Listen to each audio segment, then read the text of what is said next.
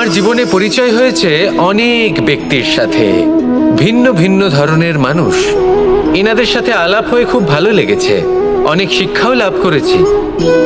আমি তাদের সাথেও আলাপ করেছি যারা অনেক উচ্চ স্তরে পৌঁছে গেছেন, আবার তাদের সাথেও যারা নিজেদের জীবনে বিশেষ কিছু করতে পারেননি। তাদের সাথেও পরিচয় হয়েছে যারা সফল, আবার তাদের সাথেও যারা অসফল। এবার এই সবই একই রকম মনে হয়। এদের মধ্যে পার্থক্য শুধুই মানসিকতার। যখনই কোনো অসফল ব্যক্তির সাথে পরিচয় হয়েছে, তখনই দেখেছি তাদের কাছে সবসময় একটা অজুহাত রয়েছে যে কেন তারা সফল হতে পারেননি। কখনো তারা দোষ দিয়ে থাকেন তাদের ভাগ্যকে, তাদের পরিস্থিতিকে, দোষারোপ করতে থাকেন তাদের মাতা পিতাকে, আত্মীয়দের, বন্ধু বান্ধবদের। কোনো না কোনো অজুহাত সবসময় এদের কাছে থাকে যে কেন তারা সফল হতে পারেননি। সেখানেই যখন সফল ব্যক্তির সাথে পরিচয় হয়, তাদের কাছে সবসময় একটা কারণ থাকে যে কিভাবে এই সমস্যাগুলির ঊর্ধ্বে উঠে সাফল্য লাভ করা যায়। আর সেই কারণ হলো যে যাই হয়ে যাক না কেন, সাফল্য লাভ করতেই হবে। যতই সংঘর্ষ করতে হোক না কেন, যতই সমস্যা আসুক না কেন, সফল আমাদের হতেই হবে। এটাই পার্থক্য মানসিকতার। সত্যি কথা বলতে, আপনার আজকের এই মানসিকতা হলো আপনার আগামী ভবিষ্যতের ইমারতের ভিত। এই মানসিকতা যতটা প্রবল হবে, যতটা শুভ হবে, আপনার ভবিষ্যৎ ততটাই বিশাল এবং সুন্দর হবে। তাহলে সমস্যার উপর নয়, সাফল্যের উপর মনোযোগ কেন্দ্রীভূত করুন, জীবনে এগোতে থাকুন, আর আমার সাথে ভালোবেসে বলুন রাধা রাধা। কোনো এক সময়ের কথা, একজন জেলের একটা ছোট্ট পুত্র ছিল। সে ভাবলো যে আমি আমার বাবার মতোই মাছ ধরব। তখন সে একটা লাঠি নিল, তাতে দড়ি বাঁধল, আর সেই দড়ির মুখে যে কাঁটা বিঁধে থাকে তাতে চারা ঝুলিয়ে জলে ফেললো আর বসে থাকলো। কিছু সময় পরে জলে একটি তরঙ্গ দেখা গেল। ও বুঝতে পারলো খুব বড় একটা মাছ ফাঁদে পড়েছে। ও বল প্রয়োগ করলো, সেটা টানার চেষ্টা করলো।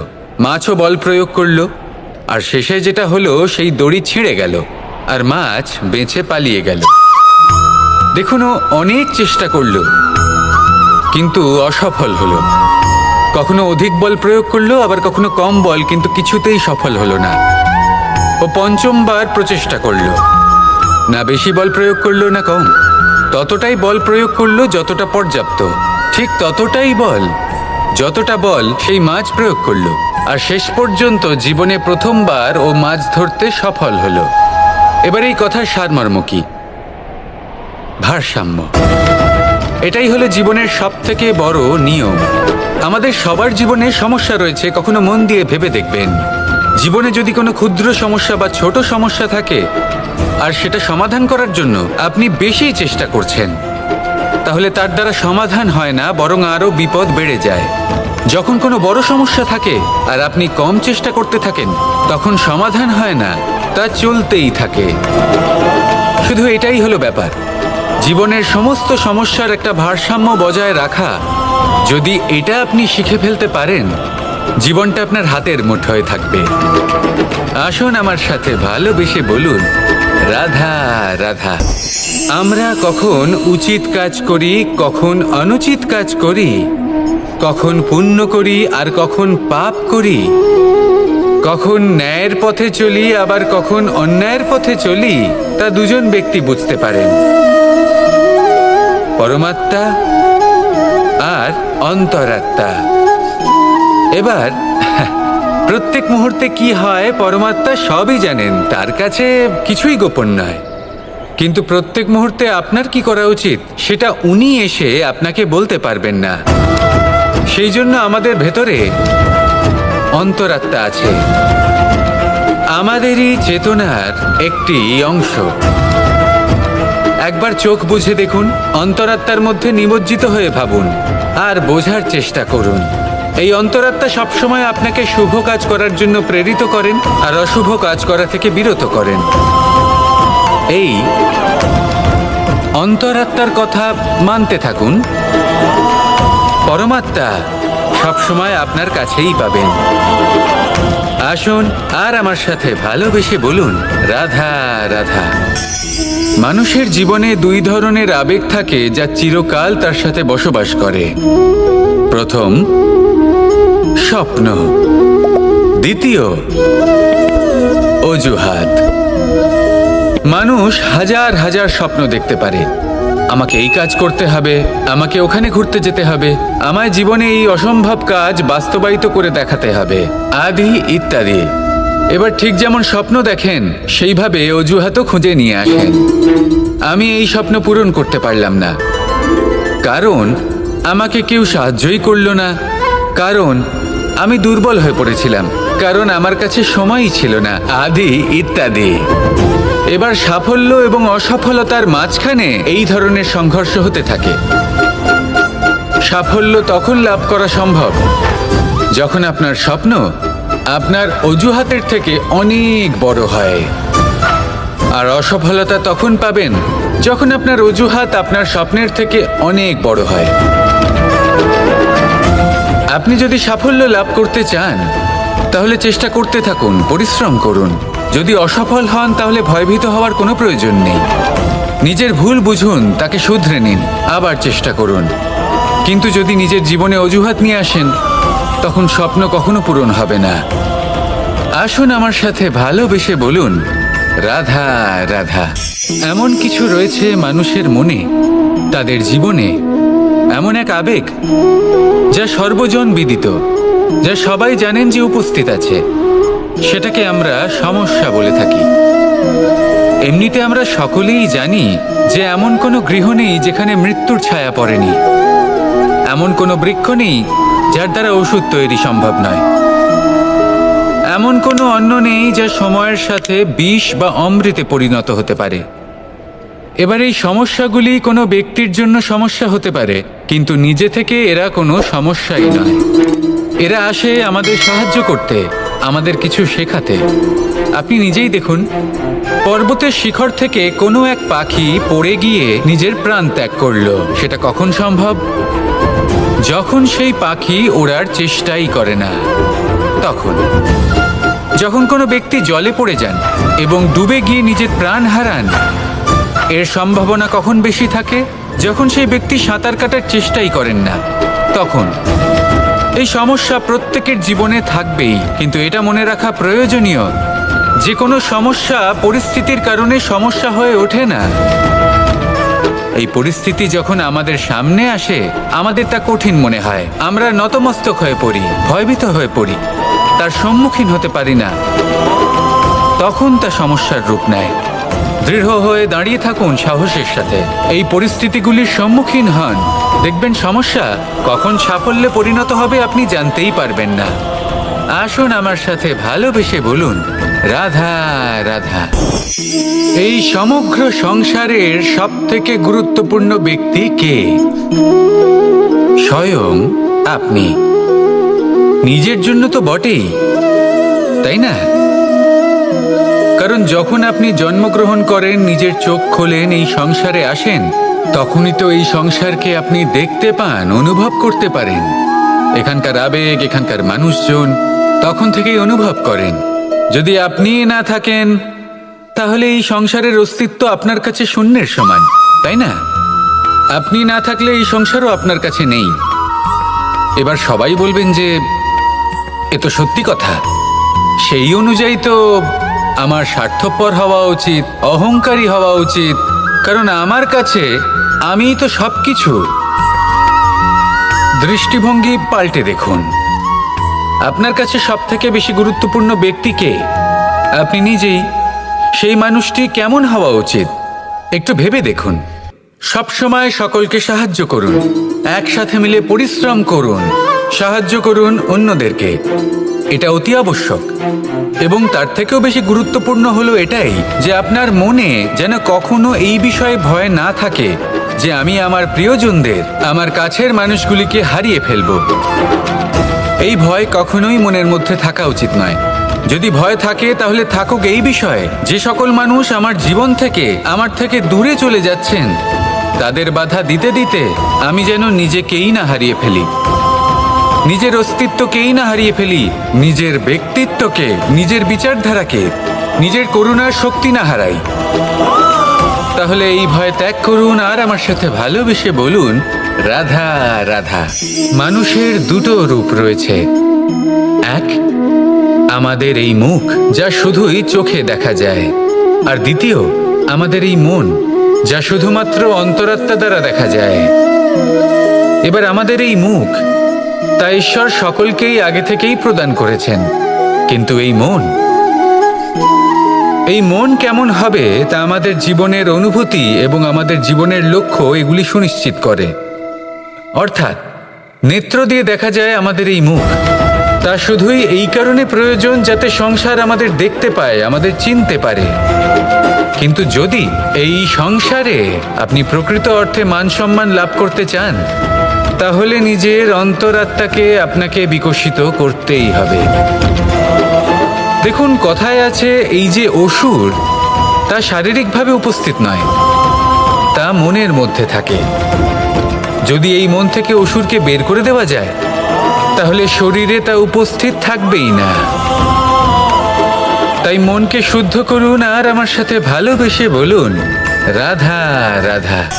প্রয়াস, পরিশ্রম, এই শব্দগুলি শুনতে হয়তো ছোট মনে হয়, কিন্তু এর মূল্য অনেকটাই অধিক। এবার প্রয়াসও কিন্তু দুই ধরনের হয়। একটা প্রয়াস তাই যা আমরা নিজের মন থেকে, অন্তর থেকে সমগ্র শক্তি দিয়ে করার চেষ্টা করি। এবারে এই প্রয়াস প্রচেষ্টার নামান্তর। কিছু প্রয়াস এমনও হয় যেমন দ্রুতক্রীড়া খেলা। মানুষ বলেন, আজ একটু প্রয়াস করি, একটু দ্রুতক্রীড়া খেলেই দেখি, যদি বিজয়ী হই তবে ভালো ব্যাপার, যদি না হই তবে আর কখনো খেলবো না। এটাও কিন্তু প্রয়াস, কিন্তু এই প্রয়াস পরিশ্রম নয়। পাণ্ডবদের দেখুন, ওনারা যখন পরিশ্রম করেছিলেন তখন খাণ্ডবপ্রস্থকেও ইন্দ্রপ্রস্থ বানিয়েছিলেন। দ্রুতক্রীড়া খেললেন, সেই মুহূর্তেই ইন্দ্রপ্রস্থ হারিয়ে ফেললেন। পরিশ্রম করলেন, সগৌরবে রাজা হলেন। দ্রুতক্রীড়া খেললেন, তখন এক মুহূর্তে রাজা থেকে নিঃস্ব হয়ে গেলেন। সারমর্ম এটাই যে দ্রুতক্রীড়া কখনো কখনো আপনার মিত্র হতে পারে, কখনো সে আপনাকে বিজয়ী করতে পারে, কিন্তু প্রয়াস এবং পরিশ্রম যখন একসাথে মিলিত হয় তখন তা সর্বদাই আপনার সাথে থাকে। প্রয়াস করতে থাকুন, পরিশ্রম করতে থাকুন, আর আমার সাথে ভালোবেসে বলুন, রাধা রাধা। জীবনে সবসময় সেটা হয় না যা আমরা চাই, তেমন ভাবে হয় না যেমন ভাবে আমরা চাই। এবার তাতে আমরা দুঃখ পাই, নিরাশ হয়ে পড়ি, ভাগ্যকে দোষ দিই অথবা অন্য কাউকে বা নিজেকে। কিন্তু সত্যটা কি সেটা আমাদের জানতে হবে। এই সংসার নির্মিত হয়েছে পাহাড় দ্বারা এবং পাথর দ্বারা, তাই প্রত্যেক স্থানে ছোট ছোট ছোট ছোট নুড়ি পাথর তো অবশ্যই থাকবে, এগুলো এড়িয়ে যাওয়া সম্ভব নয়। আর এই কথাটা আমরা সকলে জানি। এবার এইভাবেই আমাদের জীবনে নানান রকমের সমস্যা লেগেই থাকে। এর হাত থেকে কোনোভাবেই নিস্তার পাওয়া সম্ভব নয়। একটা সমস্যা এড়াতে যান, দ্বিতীয় চলে আসবে, দ্বিতীয় সমস্যা এড়াতে যান, তৃতীয় চলে আসবে। কিন্তু সমস্যা জীবনে থাকবেই, আর আপনাকে সাহায্য করার জন্যই থাকবে কোনো না কোনো রূপে। আপনার চারপাশে পাথর আছে, এটা আপনার উপর নির্ভরশীল আপনি কি করবেন, কোন পথে অগ্রসর হবেন এবং কিভাবে অগ্রসর হবেন। এবার দেখুন, এটা তো সবসময় সম্ভব নয় যে আপনার পদতলে ফুলের চাদর থাকবে, এটা তো অসম্ভব। সেই জন্য উচিত এটাই হবে যে আপনি পাদুকা পরিধান করে জীবনে অগ্রসর হন। এর সারমর্ম এটাই, যখনই জীবনে সমস্যা আসবে দৃঢ় হয়ে সম্মুখীন হন এবং এটা বোঝার চেষ্টা করুন যে এই সমস্যা জীবনে কেন এলো, কি শিক্ষা দিয়ে গেল। আপনার মধ্যে দোষ অবশ্যই থাকবে, তাকে গুণে পরিবর্তিত করুন। এই জীবন আরো বেশি সহজ সরল হবে এবং প্রসন্ন হয়ে বলবে, রাধা রাধা। মানুষ কখনো কখনো সময়কে নিয়ন্ত্রণ করতে চেষ্টা করে, কখনো কখনো সময়ের গুরুত্ব বুঝতে পারে না। এটা ভাবে যে এই কিছু মুহূর্ত কেটে যাক, একে অতিবাহিত করি, তাহলে কি বা হবে? কয়েকটা মুহূর্ত মাত্র, কিন্তু তা নয়। আজকের একটা মুহূর্ত ভবিষ্যতের অনেক বড় পরিবর্তনের ভিত হতে পারে। আজকের একটা মুহূর্ত আপনার ভবিষ্যৎকে উজ্জ্বল করে তুলতে পারে। সেই জন্য ছোট ছোট মুহূর্তগুলিকে অদেখা করবেন না। সময়কে কাজে লাগান, পূর্ণরূপে কাজে লাগান।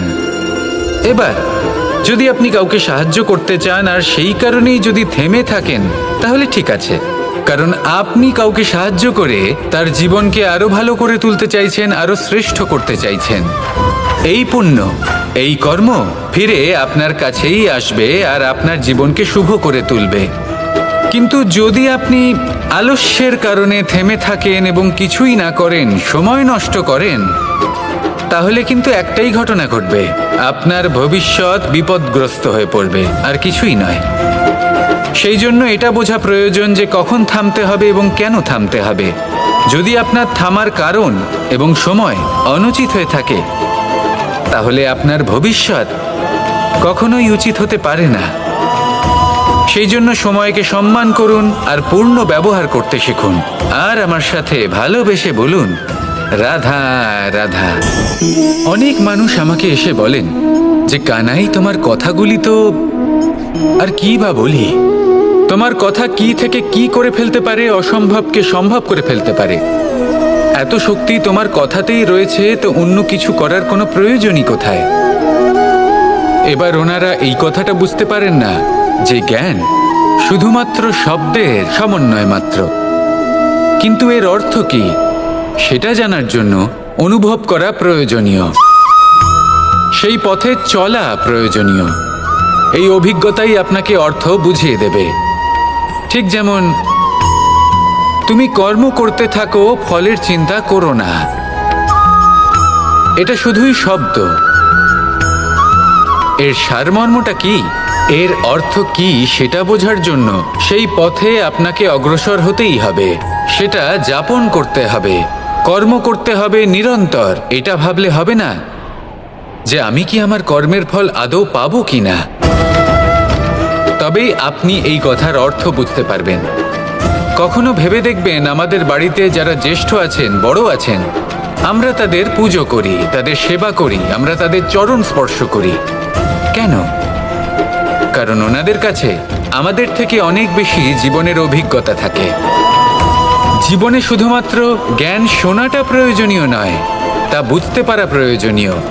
তা যদি যাপন করেন, তবেই অভিজ্ঞতা হবে, তবেই প্রকৃত অর্থ বুঝতে পারবেন।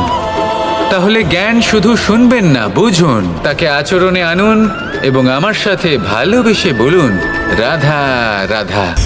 এই সংসারের সব থেকে কঠোর ধাতুর মধ্যে একটি হলো লোহা। লোহা দিয়ে আমরা অনেক অস্ত্র শস্ত্র লাভ করি, অনেক বস্তুও লাভ করি। এবার এই লোহাকে কাটার জন্য, একে কোনো আকার দেওয়ার জন্য কি প্রয়োগ করতে হয়? লোহা। এবার এই কথাটা আমরা সকলেই জানি যে লোহার দ্বারাই লোহাকে কাটতে হয়। এবার এই কথা আমি আপনাকে কেন বলছি, এরপরে খুব বড় একটা প্রশ্ন আসে যা খুব বড় শিক্ষা দিয়ে যায়। এটা কেন হয় যে আমরা একটা লোহা দিয়ে একটা লোহাতে আঘাত করছি, কিন্তু যে লোহা দ্বারা আঘাত করছি তার আকার বদলাচ্ছে না, যার ওপর প্রহার করছি তার আকার বদলাচ্ছে? এতে পার্থক্যটা কোথায়?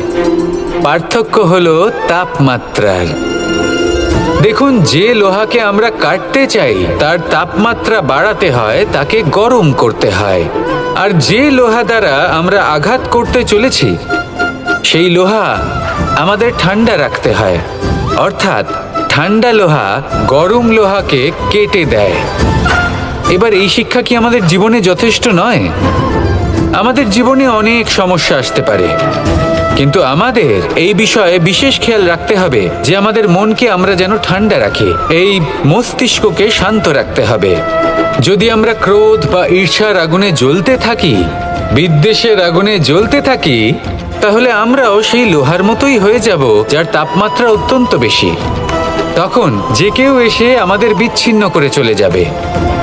মনে রাখবেন, যিনি যত বেশি স্থির বুদ্ধির অধিকারী, যিনি হলেন সব থেকে বেশি শান্ত, তিনি হলেন সব থেকে বেশি বলশালী। তাহলে শান্ত থাকুন আর আমার সাথে ভালোবেসে বলুন রাধা রাধা।